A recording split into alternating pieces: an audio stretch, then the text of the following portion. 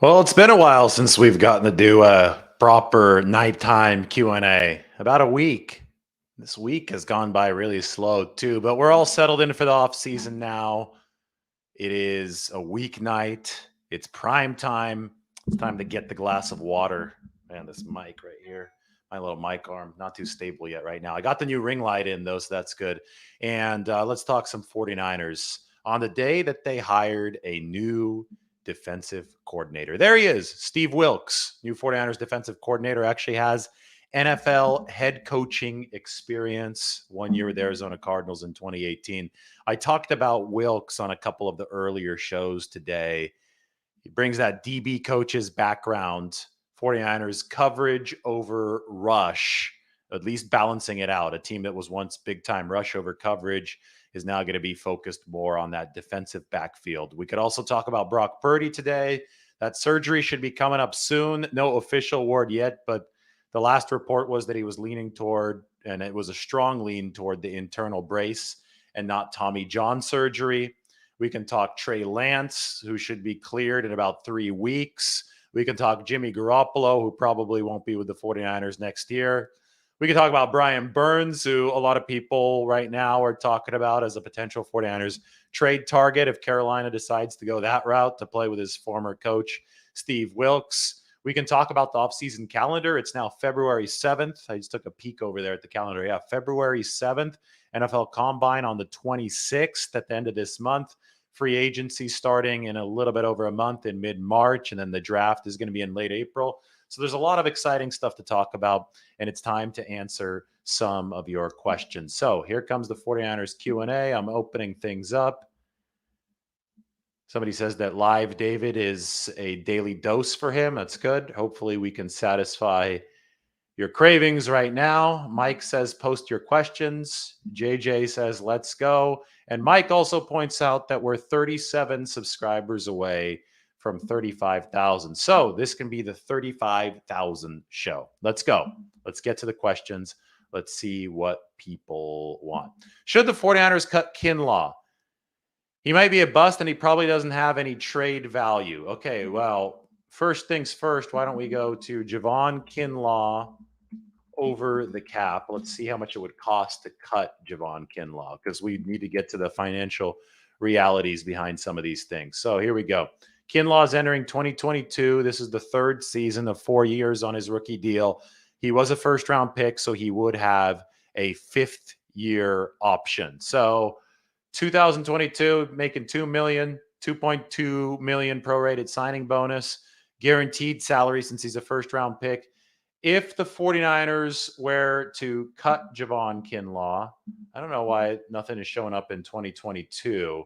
There should be something listed here. Well, they would owe him all of the 2022 salary, all of the 2023 salary since it's guaranteed for a first round pick, and the prorated signing bonus money that hasn't yet hit the cap. If I bust out a calculator right now, I'll bust it out in my head. That's 2 million plus 2.2 million. It's 4.2 plus 2.7 million. What's 4.2 plus 2.7? 5.2, 6.2, 6.9, 6.9 plus 2.2. 7.9, 8.9, 9.1 million. It would cost about 9.1 to 9.2 million dollars in dead money right now to just cut Javon Kinlaw versus his cap hit as it stands on the roster of 4.2 million. So the 49ers are a little bit tight on cap space. I could show you my cap sheet here in a second, but we won't know exactly where they'll be until they start making some signings in this offseason. They only have 46 players currently under contract. They're going to have to get up to 90. Only the top 51 will count in the offseason, but it's not going to be likely they just have 5 million floating around all too easily. They've already restructured several players. They're really top heavy. So my point is that just going out and saying, let's cut Kinlaw would mean that the 49ers have to pay significantly more than they're paying for him right now on the 2023 books. And in that case, well, it wouldn't be good. It would be a situation where the 49ers actually here, I'm looking at this wrong. It was 2022, right? We're in 2023 now. We turned the calendar. So it would be a little bit cheaper because they're on the final year of his deal, but there still would be extra dead money on top of the current cap number that the 49ers would have to pay Javon Kinlaw. So I said like 9 well, the number would be like 7 million, but it would still be 2.2 million more expensive than keeping Javon Kinlaw. So you have to factor that into any financial discussion, any cut discussion that you have.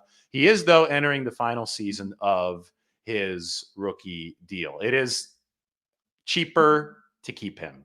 Good summary right there. That's what I could have said in fewer words. All right.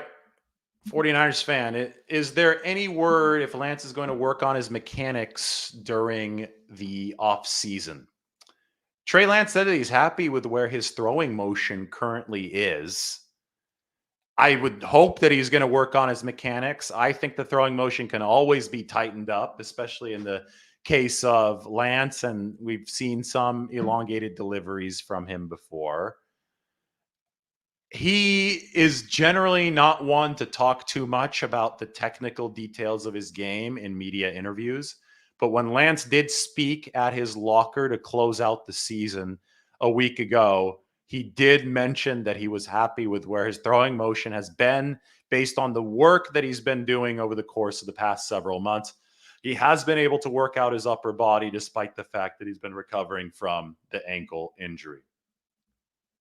I don't know if the 49ers would be able to get anything from trading Kinlaw because he's only under contract for one more year here, 2023. The knee is obviously very problematic. They need defensive tackle prowess. This is something I need to show you guys. This is how much the 49ers are struggling at that defensive tackle position. Let's go to the defensive line article that I wrote the other week. Pop this open on the screen. So it's about Drake Jackson, but I also have a whole table here showing you the 49ers pass rushing productivity across the entire defensive line. So I will hide the current comment so we can see everything as is. Blue is good, red is bad. And the top half of this is edge rushers and the bottom half is defensive tackles. So this is pass rushing productivity. Pro Football Focus measures it. It's going to include sacks. It's going to include pressures. It's going to include quarterback hits. And it's all bundled up into a formula and then assigned a value based on per snap efficiency. So darker blue means that you're at the top of the league. Nick Bosa amongst edge rushers, 10.8 pass rush productivity. That put him at number 3, elite. Charles Omenihu, good year, 7.8, number 19 of edge rushers. Ebukam, just a little bit above average at 6.9. And then Jordan Willis and Drake Jackson, both of them, if they had qualified, would have ranked number 50 and number 55 amongst about 60 qualifying edge rushers. Pass rushing productivity for defensive tackles is on a different scale because defensive tackles don't typically gain as much pressure against quarterbacks. Armstead with 5.5 pass rush productivity was number 20 amongst defensive tackles, above average, light blue.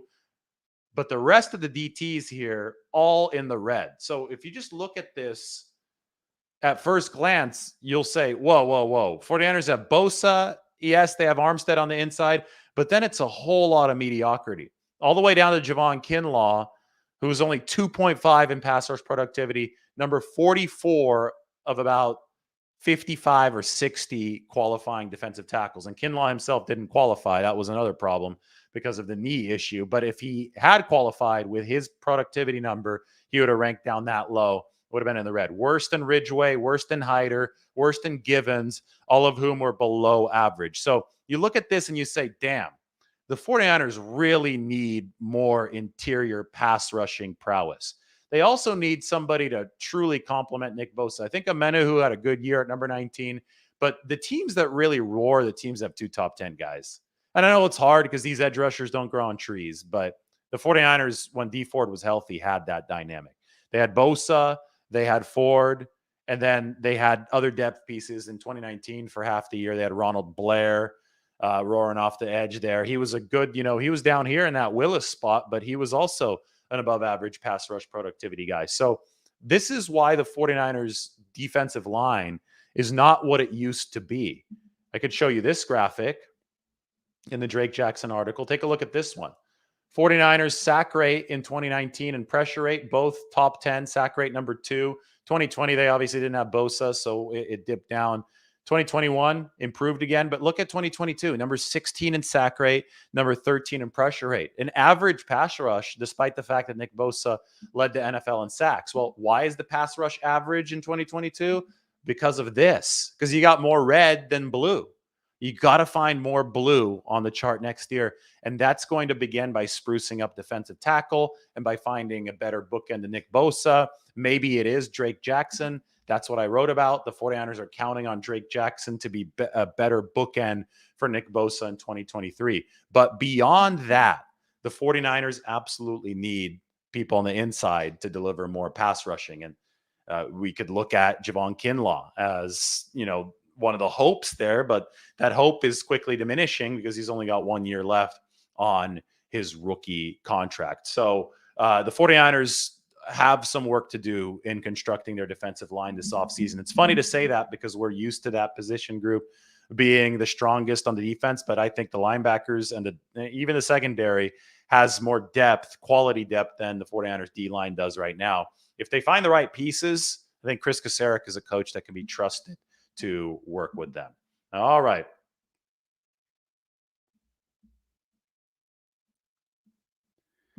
Go for broke asks David, Purdy's recovery, if he gets the collagen braces, around 6 months before he's a full go. But when do you think he'll get the surgery? Do you know if the swelling is down enough for the surgery? Well, they try to wait for the swelling to go down to an optimal level so that the surgery is as easy as possible. I would expect the surgery to be within 2 weeks of the injury on average, right? It was last Sunday, NFC Championship game. We are now on the Tuesday following that. So it's been an entire week and a couple days. So now we wait to see if Brock Purdy has reached a point of subsiding swelling to be able to go under the knife to attach that internal brace. And then it would be 6 months.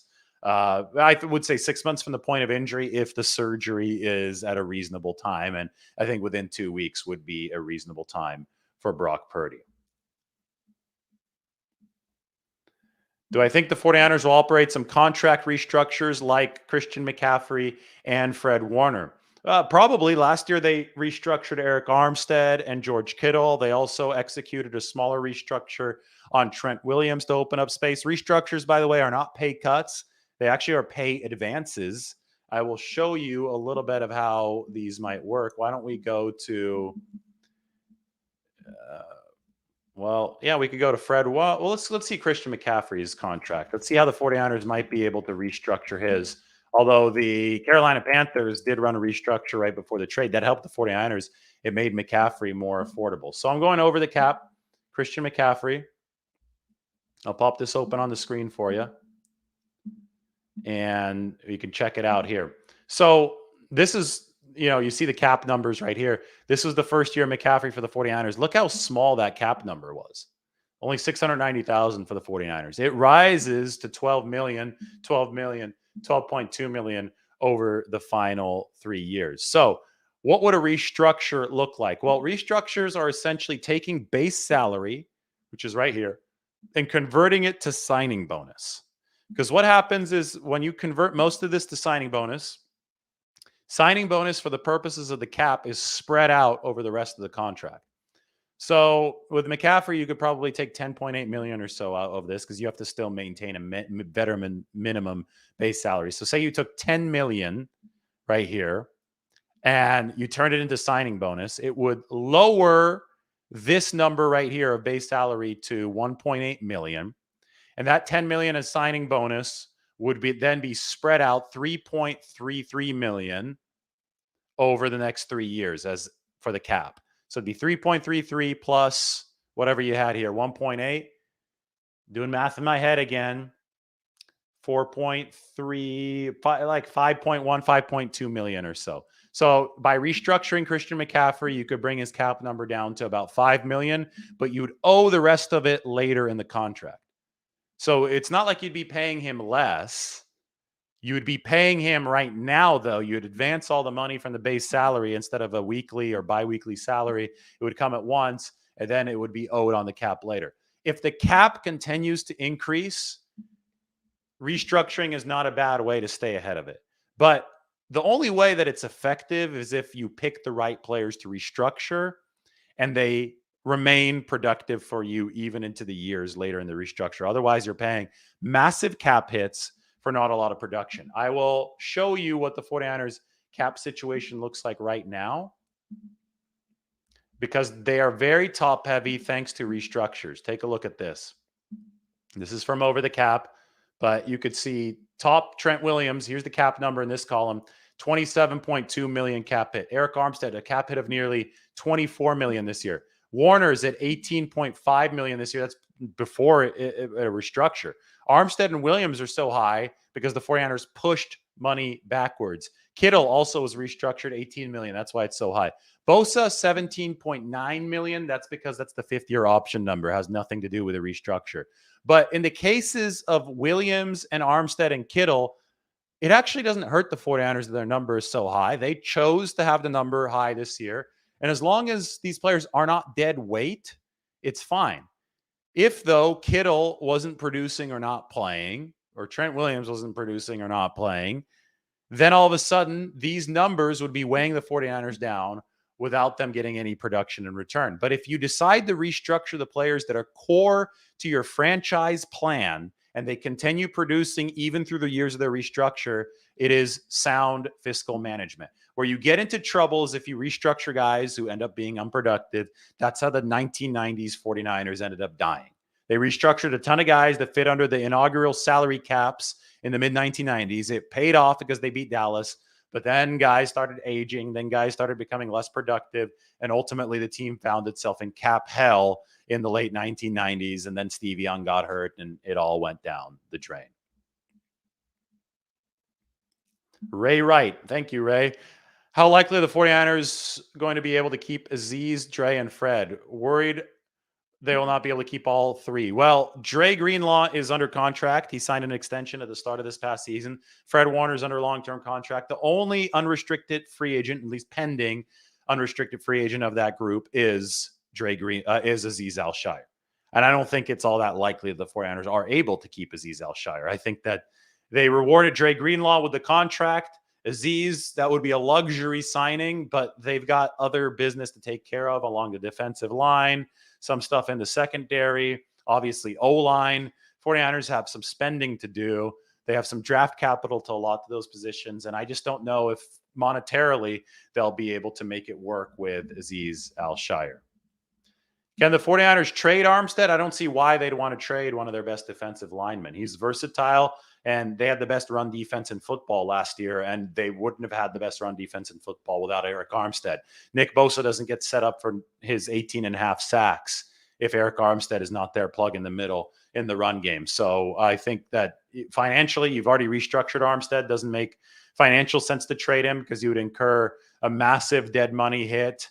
And from a football standpoint, I don't see why you would want to trade Eric Armstead. He's a very valuable player for this 49ers team.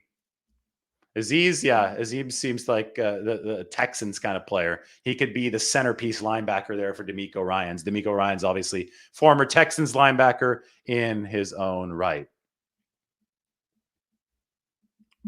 Update on Charles Omenihu. He has not been charged. We are still waiting word from the Santa Clara County District Attorney. I do not know what the 49ers' likelihood of re-signing him is. I think that everybody's waiting for that process to play out, and then we'll see what happens come March with Charles Omenihu.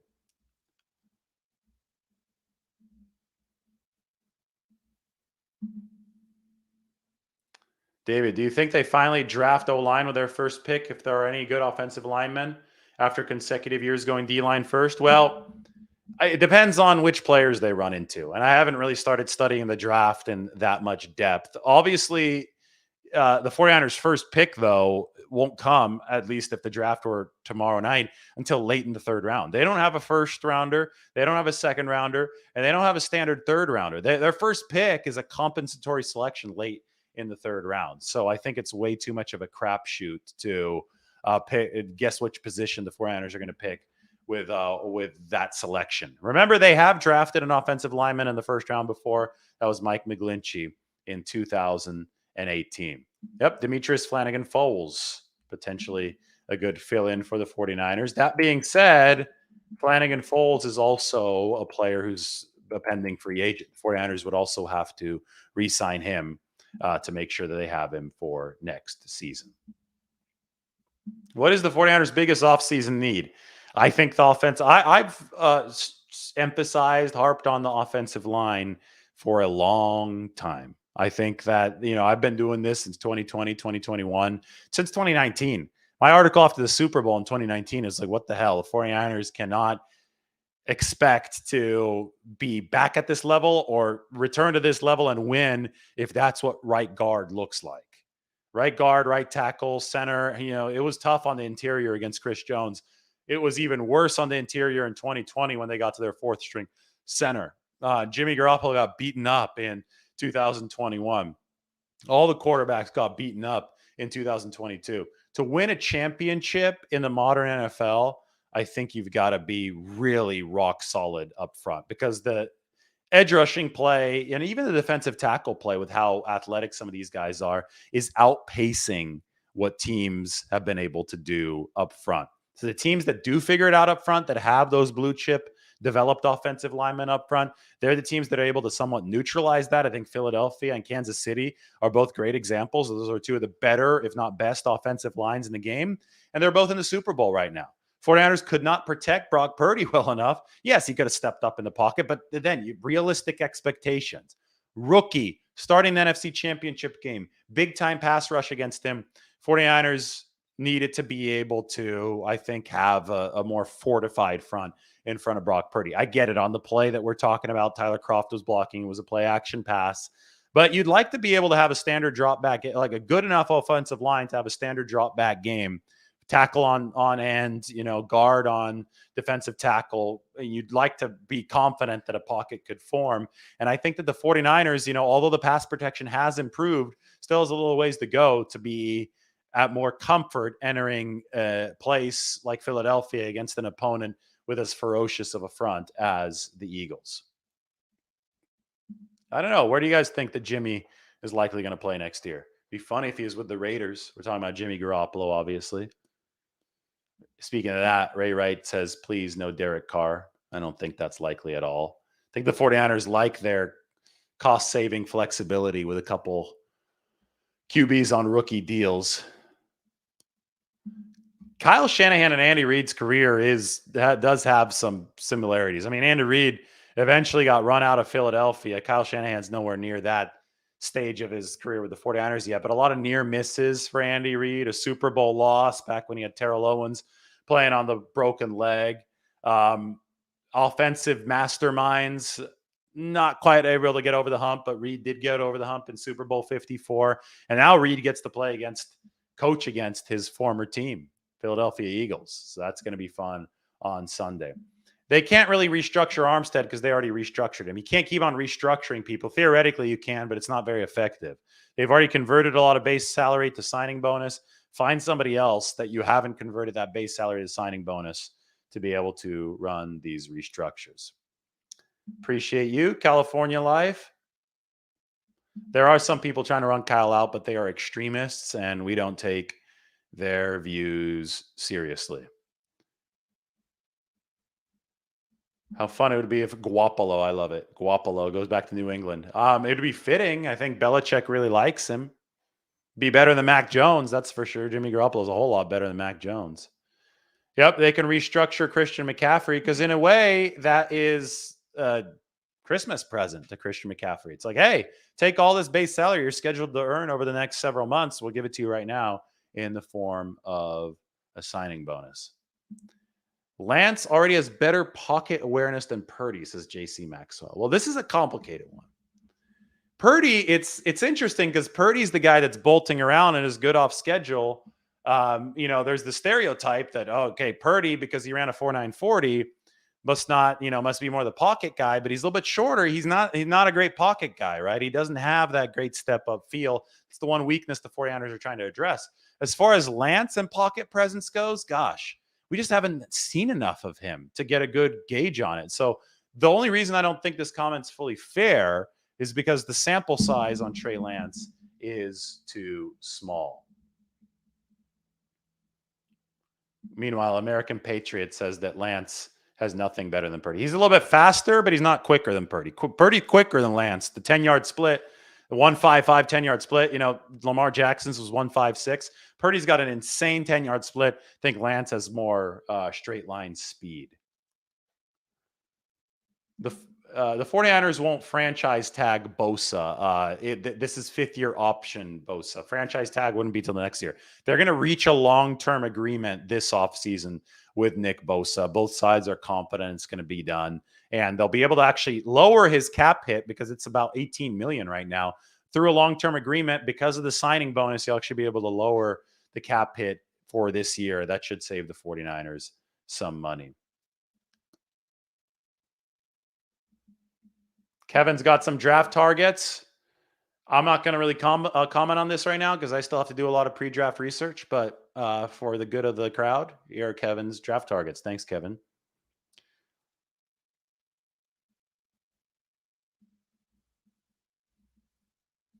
No, I don't think Purdy's decided exactly when to do the procedure. It's going to be coming up soon, though. They're just waiting for the swelling to be optimally low.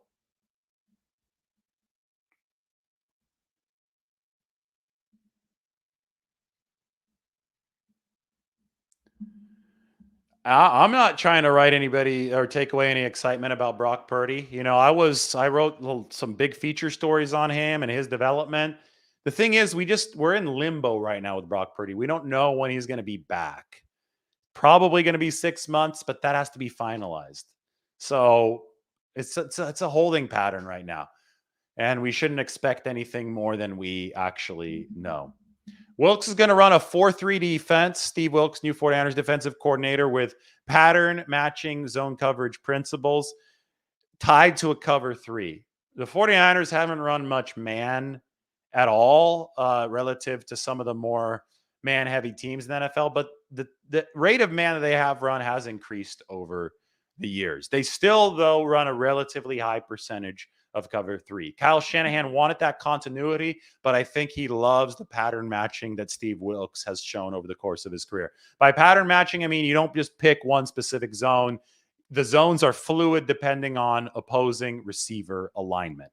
So you're a fungible defense that works and breathes with what the offense is presenting against it on the other end.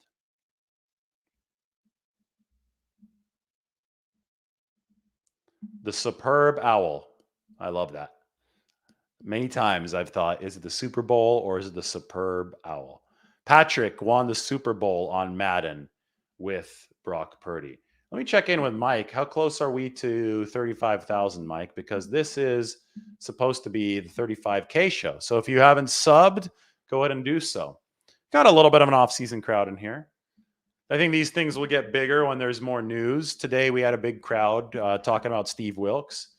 We're 34 away from 35,000. So go ahead and hit that subscribe button. Subscribe to The Athletic too, but why don't you hit the sub button right here? And if you do that, we will get to 35,000 on the show. Already subbed. Perfect. Thank you. Appreciate it. Yeah, I mean, we'll see who gets cut. I think that right now we're kind of in a waiting period because the players who are too expensive to carry into the new league year might get the axe here over the next few weeks, and then you'll see what the pickings are. That's why free agency, though, doesn't really become a major talking point until after the NFL Combine, because you have to see some of the moves that these teams will make. Jennings will not get paid elsewhere. The 49ers, he's an exclusive rights free agent, which means only the 49ers can negotiate with him. The only way that Jennings gets paid elsewhere is if the 49ers decide not to pay him. But that would be a very, very cheap contract that the 49ers would pass up on. They can get Jennings for less than $1 million this year, and he has no ability to negotiate with anybody else. So Jennings, worry not, he's going to stay with the 49ers this next season. Jimmy Ward is indeed going to be a free agent. I think the 49ers will probably keep all their picks early in this draft. And by early, I mean late third round. They're going to want picks as high as possible because they don't have any in the first, second, or the early part of the third round. Wilks doesn't need to bring in anybody to oversee the DBs because the 49ers already have Daniel Bullocks, the safeties coach. They're not going to retain Corey Undlin, but they're going to, I think, promote Daniel Bullocks to DB coach from safeties coach so he could run the full show. Thoughts on Joe Montana's Jimmy Garoppolo comments? Oh, those were spicy, weren't they? He said something like being handed the keys to the franchise, just like somebody else I know, implying that those keys were being undeservedly handed to somebody. And he was obviously referring to Steve Young.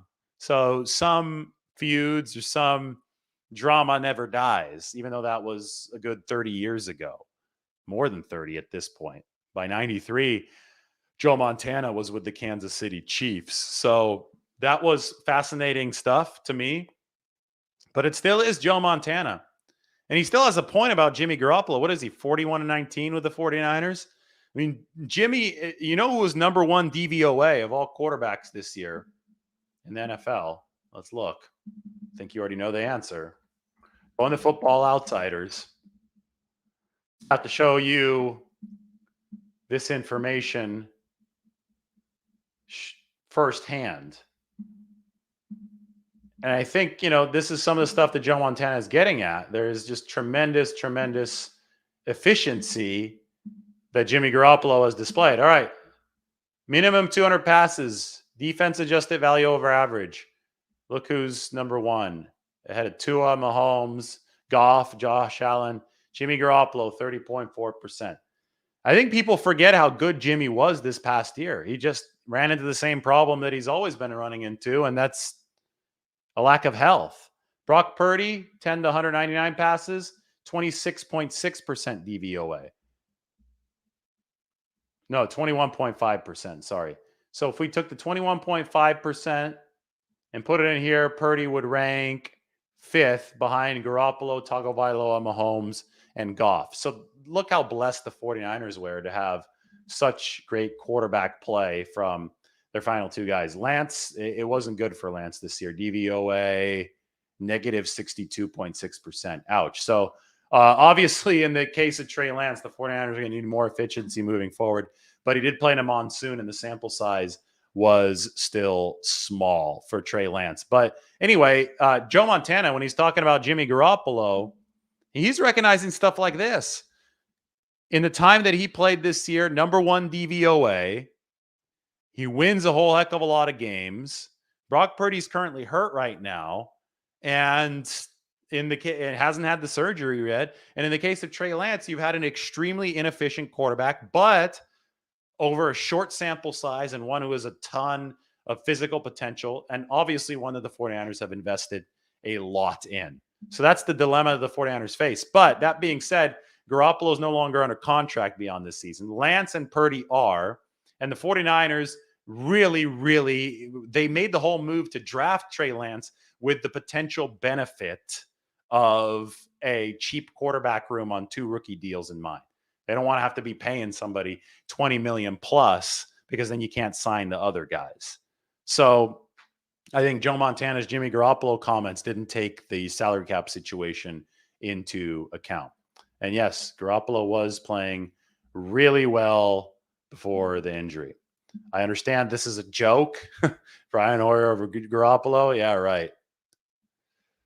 That wasn't good. I don't think Garoppolo throws too many interceptions. That's not the case anymore. Look at this. Let's go Pro Football Reference, quarterbacks. Pro Football quarterback passing stats, 2022 NFL passing. Let's go full screen here. Okay, let's go interception rate amongst qualifying quarterbacks. Okay, these are the lowest interception rates in the league this year. The 4th lowest interception rate in the league, Jimmy Garoppolo, 1.4%. 4th lowest. Tom Brady at 1.2%, Jimmy Garoppolo at 1.3%. Garoppolo even edged out Jalen Hurts, who was barely throwing picks this year. Meanwhile, I mean, the guys who are throwing a lot of picks, Dak Prescott was the worst, even worse than Justin Fields. Dak threw 2 to the 49ers. But Garoppolo objectively this year did not throw too many picks. Garoppolo only threw 4 interceptions in 308 attempts. That's a really good rate. So in the past, he was a little bit above average. He cut it down this season. And that's a big thing to note moving forward. That's going to help him in free agency as well.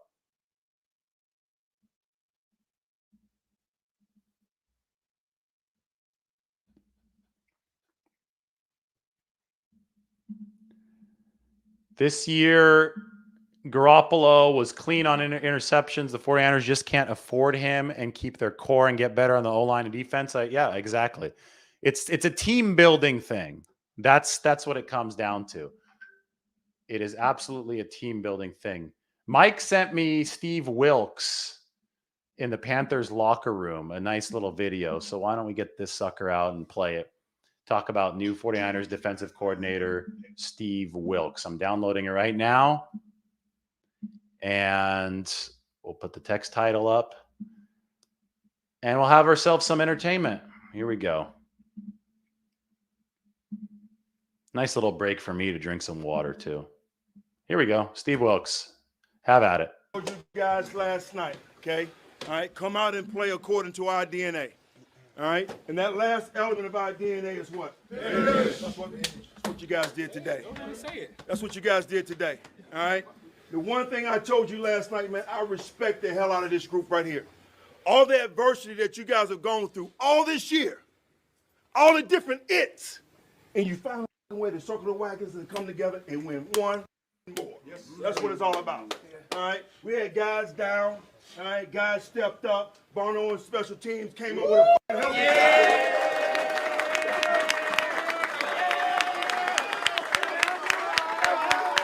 I got one ball right here. Eddie Williams!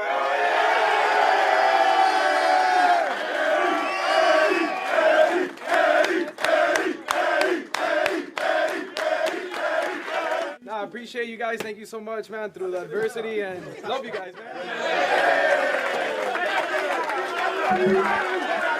This was a crazy season, bro. But what the we went through, how we bounced back, I never seen a group of men really play for each other and play for this coach, play for this staff, man. It might be the last time, but I hope we all come back together. I hope we all come together and do some damage, man. Hey, on this last one, we got to give this game ball to Coach Wilks.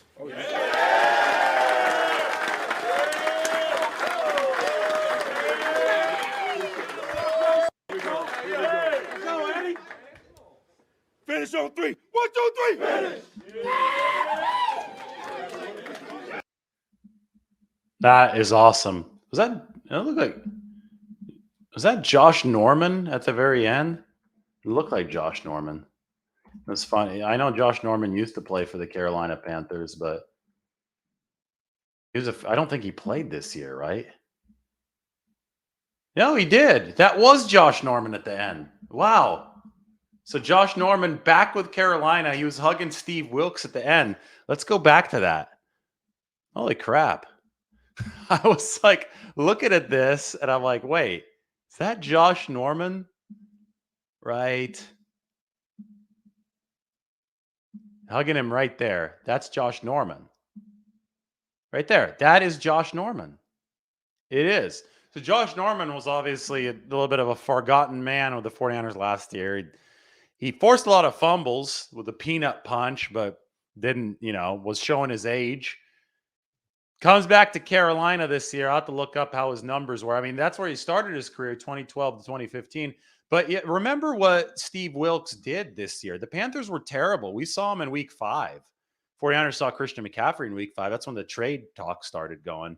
That's what John Lynch and Scott Fitterer, Carolina GM, started talking about it. But the Panthers didn't look like a team that could win a game back then. They finished 6-6. Steve Wilks was the interim coach after they fired Matt Rule. They finished 6-6. And you saw that locker room. They really respected him. They gave him that final game ball. And Josh Norman, of all people, on the football team. Crazy. I learned something new every day. Did not realize that Norman had been re-signed into the NFL. On December 26th, the Panthers signed Norman to their practice squad. He played in the final 2 games of the season, recording 8 tackles. So he was a practice squad corner to finish the year, kind of like Janoris Jenkins finishing the year for the 49ers. That is awesome. I want to see the Panthers this year played. I mean, you look at Carolina this season, the ups and the downs. They started obviously with Darnold and Baker Mayfield on the roster, and you finished the season with Baker Mayfield in LA after releasing him, and with a different coach than you started with. Start with Christian McCaffrey, and without Christian McCaffrey. Crazy story though. They finished 7-10 and 6-6 over their final 12. All right, back to some questions.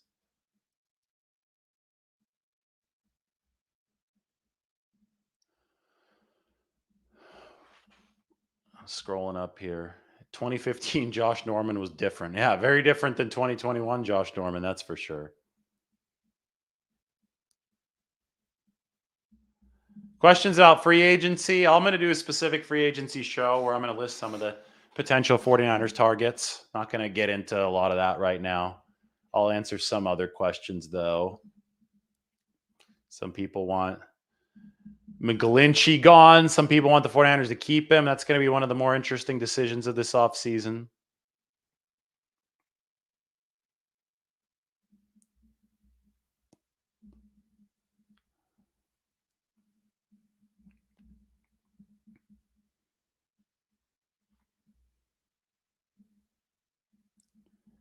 Well, I think that Wilks does like the blitz a bit more than D'Amico, but don't look at the Panthers' blitz rate from this past year, which was really aggressive as evidence of that. Because when the 49ers played the Panthers and they were lighting them up with blitzes, Carolina was, and Garoppolo was beating cover 0. Remember Tevin Coleman down the sideline? That was when Wilks was still the DB coach there. He wasn't calling plays yet on defense.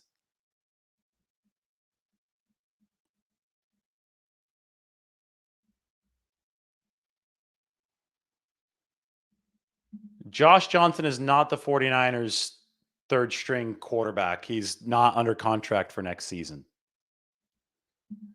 Yeah, I imagine the 49ers had Mosley and Verrett healthy, but Diomeder Lenore played really well down the stretch. They only gave up 2 catches for 16 yards to the 2 corners, the 2 starting corners for the 49ers against the Eagles. So you have to tip your cap to Lenore, and I have a big piece on the defensive backs coming out tomorrow. All right, guys, everybody, thank you. Oh, there's Josh Norman again. Appreciate the time. It's been good. A nice little 43-minute Q&A on this Tuesday night. Everybody take care. Sub to the channel. I think this is supposed to be the 35K show. Where are we at, Mike? Where are we at? 35. How many away are we from 35,000 subs? Maybe I hang on. Maybe I don't. I said it'd be the 35K show, but I'm getting tired. Hit that sub button. We're still 26 away. It's a long time. I don't think I'm going to hang on for that long. This will be the 35K show retroactively because I'm sure overnight people will see this and hit that sub button. All right. Hope you enjoyed the Q&A. More good stuff coming tomorrow. I'm going to stay with you the rest of the off season. Maybe some good food coming soon too. Everybody take care. Thank you.